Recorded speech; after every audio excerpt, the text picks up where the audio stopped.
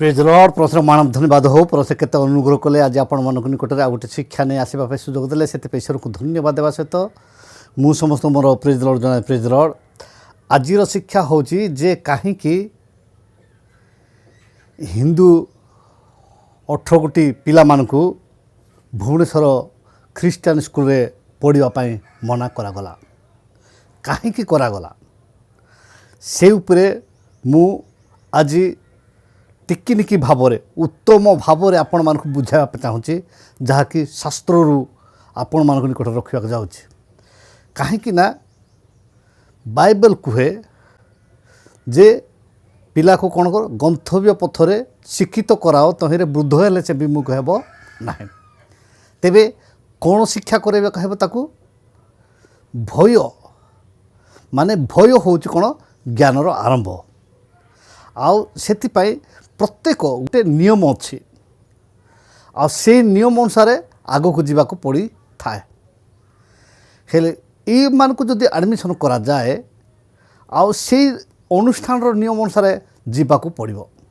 प्रथमे जितेबले से जीवे आउ प्रार्थना करेंगे प्रार्थना कला पोरे से कौन करेंगे पढ़ापी आरंभ करेंगे किंतु सेतेबेले जदि कहे जे ना आम ख्रीस्टान प्रार्थना करूँ ना आउ दिन एमती है जे आग काल रे थिला कौन छाट बाजिले पाठ किंतु एबे कौन कराला आनंदमय शिक्षा तेबे शास्त्र कौन कहूँ आम देख जे शास्त्र आमको कौन कहूँ हितोपदेश 22:15 पिलार मनरे अज्ञानता बंद थाए पुणी शासन बाड़ी ताहा बाहर करी ताहा ठारू दूर करी दिए ये देखु जे पिलार मनरे अज्ञान बंधा थाए ताको कौन करे शासन बाड़ी से अज्ञान को कौन बाहर करे किंतु एबे सरकार कौन कर जे आउ आनंदमय शिक्षा कर दे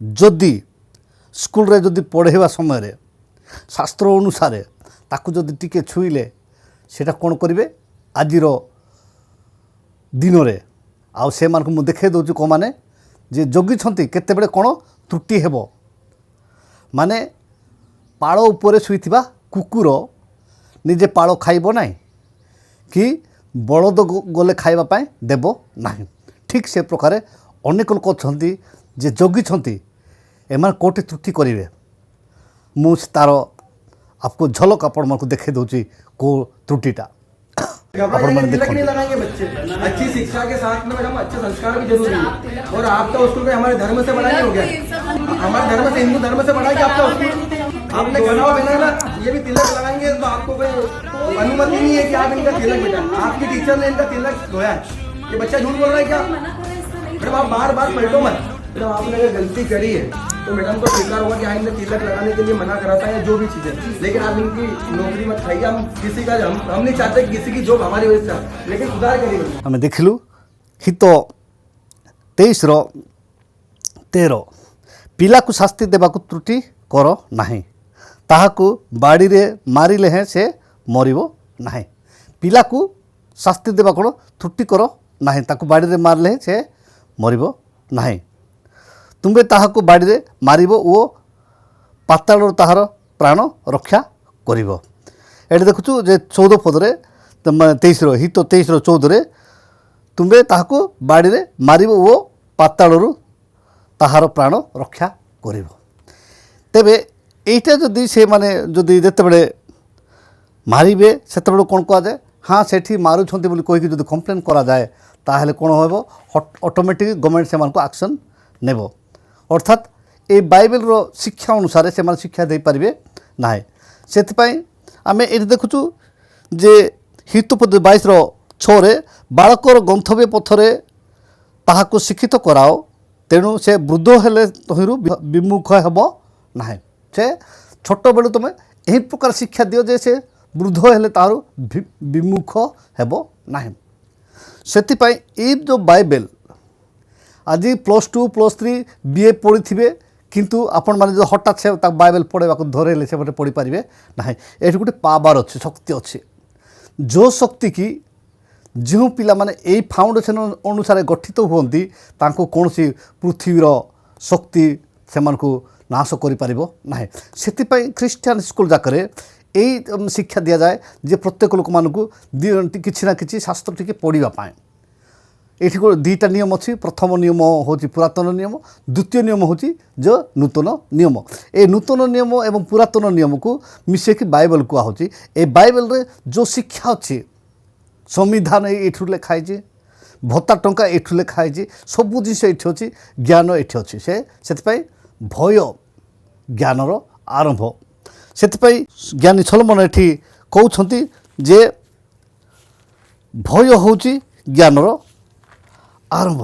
ହିତୋପଦେଶ 1:7 ସଦାପ୍ରଭୁଙ୍କ ବିଷୟକ ଭୟ ଜ୍ଞାନର ଆରମ୍ଭ, ମାତ୍ର ନିର୍ଭୋଧ ଲୋକେ ଜ୍ଞାନ ଓ ଉପଦେଶ ତୁଚ୍ଛ ବୋଧ କରନ୍ତି। ଆଉ ଏଇଠି କ'ଣ ସଦାପ୍ରଭୁଙ୍କ ବିଷୟକ ଭୟ ଜ୍ଞାନର ଆରମ୍ଭ। ସେଥିପାଇଁ ଯେତେବେଳେ ଆରମ୍ଭ କରାଯାଏ ସେତେବେଳେ ପ୍ରାର୍ଥନା କରିକି ଆରମ୍ଭ କରାଯାଏ।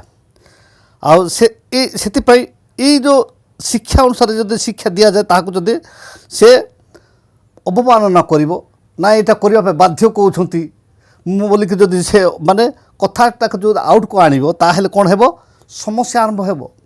ତାପରେ ସେ ଏଇ ଯେଉଁ ବାପା ମା' ଯେମିତି ସ୍ଲୋଗାନ କରୁଛନ୍ତି ସେମାନେ ହିଁ ଯାଇକି ସ୍ଲୋଗାନ କରିବେ। ସେଥିପାଇଁ ହିତୋପଦ 1:22 ଲେଖାଯାଏ, ହେ ନିର୍ଭୋଧ ଲୋକମାନେ କେତେ କାଳ ମୂର୍ଖତାକୁ ଭଲ ପାଇବ, ହେ ନିନ୍ଦକମାନେ ଆଉ କେତେ କାଳ ନିନ୍ଦାରେ ସନ୍ତୁଷ୍ଟ ଥିବ, ହେ ମୂର୍ଖମାନେ ଆଉ କେତେ କାଳ ବିଦ୍ୟାକୁ ଘୃଣା କରିବ।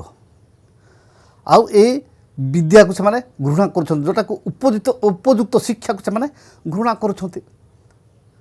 ଏଇ ଯେଉଁ ଦେଖିଲୁ ଆମେ ପିକ୍ଚରଟା, ସେମାନେ ଯାଇକି କହୁଛନ୍ତି ଏମାନଙ୍କୁ କନଭର୍ଟ କରାହେଉଛି, ମାନେ ଫାଉଣ୍ଡେସନରୁ ସେମାନଙ୍କୁ ମାନେ କନଭର୍ଟ କରାହେଉଛି, ସେମାନଙ୍କୁ ମାଇଣ୍ଡକୁ ୱାଶ୍ କରାହେଉଛି ବୋଲିକି ଲୋକମାନେ ବିଭ୍ରାନ୍ତ କରୁଛନ୍ତି। ସେଥିପାଇଁ କାହିଁକି କାଦୁଅକୁ ଯିବ, କାହିଁକି ଗୁଡ଼ ଧୋଇବ। ସେଥିପାଇଁ ଆମର ଯେଉଁମାନେ ଈଶ୍ୱରଙ୍କ ସନ୍ତାନ ସନ୍ତତିମାନଙ୍କ ମାଧ୍ୟମରେ ଯେଉଁ ସ୍କୁଲ ଯାକ ଗଠିତ ହେଇଛି ସେମାନେ ନିଷ୍ପତ୍ତି ନେଉଛନ୍ତି ଯେ ଆମେ କାହିଁକି କାଦୁଅକୁ ଯିବା, କାହିଁକି ଆମେ ଗୁଡ଼ ଧୋଇବା। ମୁଁ ଗୋଟିଏ ହଷ୍ଟେଲ ଅର୍ଫାନ୍ ହଷ୍ଟେଲକୁ ମୁଁ ସମ୍ଭାଳୁଥିଲି।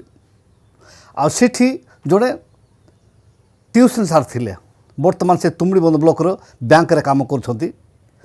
ଆଉ ବେହେରା ସାର୍ ହେଲେ ସେ କ'ଣ କରେ, ସେ ଟ୍ୟୁସନ୍ ମାଷ୍ଟର ଥିଲେ ଏବଂ ଜଣେ ପିଲାକୁ ସେ ମାରୁ ମାରୁ ତା'ର ସୀମା ବାହାରେ ମାରିଲେ, ମାନେ ବେତବାଡ଼ି ତାଙ୍କ ଶରୀରରେ ଭାଙ୍ଗିଗଲା। ମୁଁ ଯେତେବେଳେ ଆସିଲି ପିଲାମାନେ ମୋତେ କହିଲେ ସାର୍ ଆଉ ଏମିତି ସାର୍ ବେହେରା ସାର୍ ଏମିତି ମାରିଛନ୍ତି।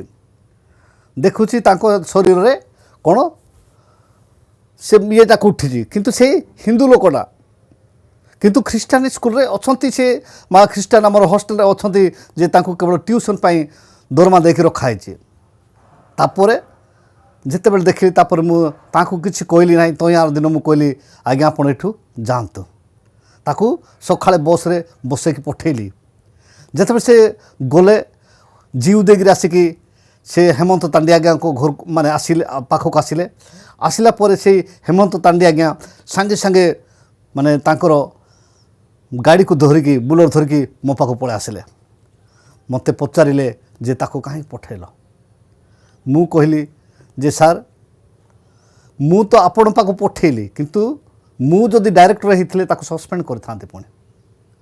କାରଣ ପିଲାକୁ ଦେଖନ୍ତୁ ଏବେ ପର୍ଯ୍ୟନ୍ତ ଘାର ମାନେ ଦାଗ ଯାକ ଲିଭିନେ ସେତିକି ମାରିଛି ବୋଲି ମୁଁ କହିଲି। ସେମିତି ଯଦି ମାନେ ଭୁଲବଶତଃ ଏଠି ସମସ୍ତେ ଚାକିରି କରୁଛନ୍ତି, ହିନ୍ଦୁ ଲୋକ ବି ଅଛନ୍ତି, ସେ ଟିଚର ଅଛନ୍ତି, ସମସ୍ତେ ଅଛନ୍ତି, କିନ୍ତୁ ବାଇ ମିଷ୍ଟେକ୍ ଯେତେବେଳେ କାହାର ମୁଣ୍ଡରେ ପିତ୍ତ ଚଢ଼ିଯାଏ ସେମାନେ ମାରି ଦିଅନ୍ତି ପାଠ ପଢ଼ାଇଲା ବେଳକୁ। ଯଦି ସେଟା ଯାଇକି ଯଦି କମ୍ପ୍ଲେନ୍ କରାଯାଏ ତାହେଲେ ଏଇ ଲୋକମାନେ ହିଁ ଆସିକି ଏ ବଜରଙ୍ଗ ଦଳ ଆସିକି RSS ଲୋକମାନେ ଆସି ସେଠି କ'ଣ କରିବେ, ଷ୍ଟ୍ରାଇକ୍ କରିବେ ଏବଂ ସବୁ ମାନେ ଏମିତି କରାଯାଉ ସେମିତି କରାଯାଉ ଟିକେ କଥାକୁ ପୁରା ବଢ଼େଇବେ। ସେଥିପାଇଁ ଆଜି ଖ୍ରୀଷ୍ଟିଆନ ଲୋକ ବା ଖ୍ରୀଷ୍ଟିଆନ ହଷ୍ଟେଲ ଯାକ ସ୍କୁଲ ଯାକରେ ଥିବା କର୍ମକର୍ତ୍ତା ମାନେ ବଡି ମେମ୍ବର ଯାକ ସତର୍କ ହେଉଛନ୍ତି ଯେ ଆମର ଡକ୍ଟ୍ରିନ୍ ଅନୁସାରେ ଯଦି ଯେଉଁମାନେ ଖାପ ଖାଇକି ଚାଲିପାରୁନାହାନ୍ତି କିମ୍ବା ଦୁଇ ମତରେ ଚାଲୁଛନ୍ତି ସେମାନଙ୍କୁ ରଖିବା ପରିବର୍ତ୍ତେ ଆଉ ନ ରଖିବା ଭଲ। ହଁ ସେମାନେ ଖାଲିରେ ପଢ଼େଇବେ ନା, ପଇସା ଦେବେ, ତାଙ୍କର ଆଡ଼ମିସନ୍ ନିୟମ ଅଛି, କେମିତି କ'ଣ ମାସିକ ବାନ୍ଧିବାର ଅଛି, କ'ଣ ସବୁ ଦେବେ, ପଇସା ବଡ଼ ବିଷୟ ନାହିଁ। କିନ୍ତୁ ଶିକ୍ଷା ଯଦି ଠିକ୍ ଶିକ୍ଷା ଦେବା ସମୟରେ ଯଦି ନାହିଁ ତୁମେ ଗ୍ରୋଥ ରଖିକି ଆକ୍ରୋଶମୂଳକ ଭାବ ରଖିକି ଆଉ ଏ ପ୍ରକାର ଆମ ପିଲାମାନଙ୍କୁ ମାରି ଦେଉଛ, ଏମିତି କରୁଛ ବୋଲି ଯଦି କହିଲେ ତା'ର ଭୟଙ୍କର ହେବ। ସେଥିପାଇଁ ବର୍ତ୍ତମାନ ପ୍ରତ୍ୟେକ ସ୍କୁଲ ଯାକରେ ସତର୍କ ହେଲେଣି ଆଉ ହେବାକୁ ମଧ୍ୟ ବାଧ୍ୟ। କାହିଁକି ମୁଁ ଜାଣିଛି ଯିଏ ତାଙ୍କର ପିଲାମାନଙ୍କୁ ସେଠି ପଢ଼ାନ୍ତି କିନ୍ତୁ ତାଙ୍କ ବାପା ମା ମାନେ ଆଉ ଈଶ୍ୱରଙ୍କ ଲୋକମାନଙ୍କ ବିରୁଦ୍ଧରେ ଯାଆନ୍ତି, କିନ୍ତୁ ତାଙ୍କର ପିଲାମାନେ ସେଠି ପଢ଼ନ୍ତି, ମାନେ ଯେଉଁ ସେ ଆମର ମିଶନ ସ୍କୁଲରେ ପଢ଼ନ୍ତି।